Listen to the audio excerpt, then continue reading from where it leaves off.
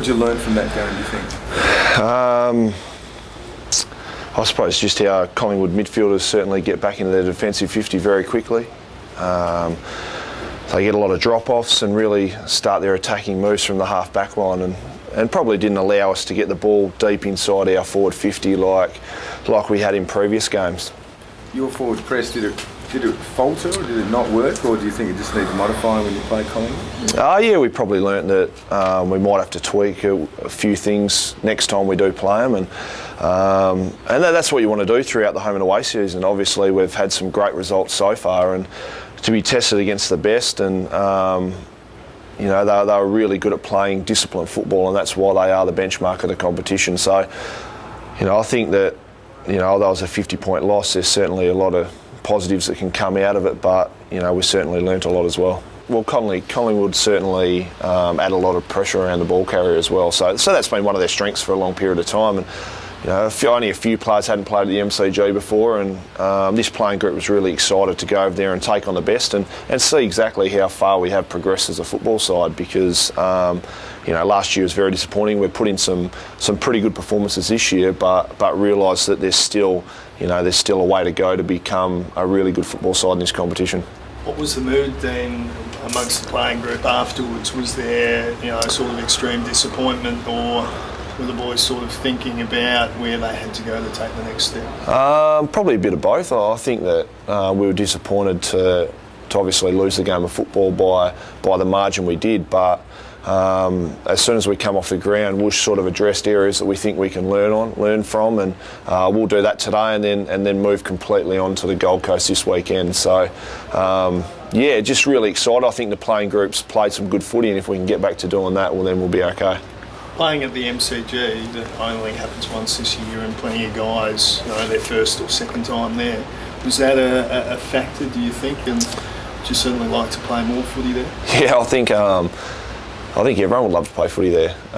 It's obviously where the last game's played for the season, and certainly going, it just has a huge aura surrounding it. I certainly love going there, whether it's against Collingwood or any side. So unfortunately we only play there once, we can't do much about it, and hopefully, you know, if we play good footy we can get an opportunity later in the year.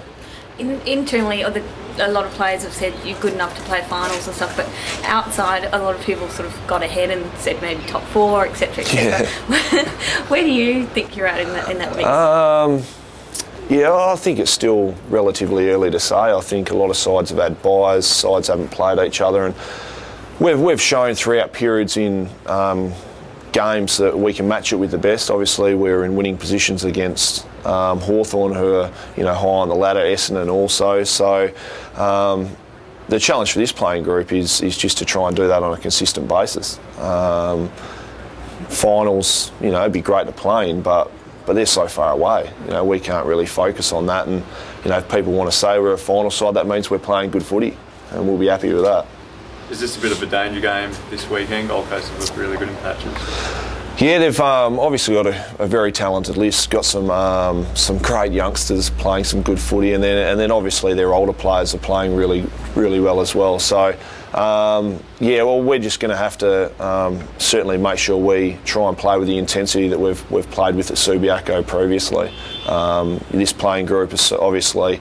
We spoke about the loss to Collingwood, but it was how we're trying to implement new things coming in against the Gold Coast, and all our focus will go solely on them from today. Just in terms of their player list, do you guys know much about them yet, or is it just bits and pieces that you guys have seen? Yeah, probably bits and pieces at them. Oh, certainly the established players, the players from clubs we know a lot about, but you know, I think a lot of the younger guys over there have really had a big impact on the AFL system in their first year. So it's going to be good just to, obviously we'll do a lot of video work and learn a bit about every single player individually, but collectively as a group we just really focus on things that we know we can do well.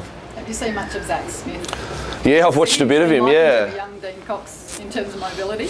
He's playing some really good football. Obviously his ruck work and his work around the ground's really good. I think his positioning, you know, he's great off the ball and creates space for himself. So, yeah, just really excited to take him on. Obviously, you know, I saw him do that soccer thing that time, and he's been in good form. So, both myself and Nick will have to, play well as well.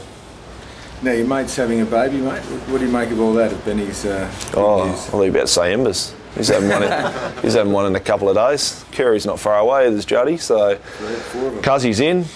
I might have to start soon, I think. Start getting a father and son rule around this football club. But obviously great news for Ben, and I think all players certainly just wish him the best for obviously his personal life, and obviously now he's about to have a little child enter the world. So it'd be good for him, I think.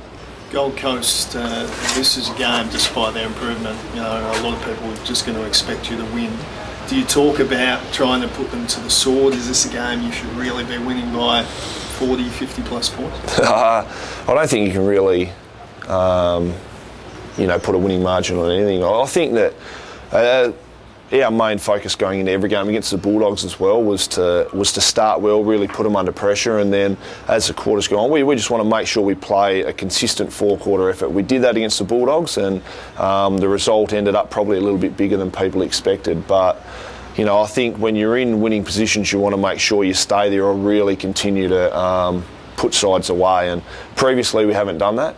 It was good to do it against the Bulldogs, and we can't say that we're going to be in front by 30 points or behind by 30 points. We've just got to focus on all the process that we've done every game at Subiaco, and hopefully the result will take care of itself. Carmichael Hunt, we're not quite sure obviously whether he's going to make the trip over, but what have you made of him? I think he's been great. Obviously the transition's going to take a little bit of time, but obviously, I certainly watched the goal that he kicked. All of the players were sitting there watching a bit of the Gold Coast game, and I think he adds. Obviously, as he gets to learn the game, the position-wise he'll do. But as a defender, he's been solid and played on some of the best forwards as well. So he's had some pretty good learning curves over the first 7, 8, 9 games of the year.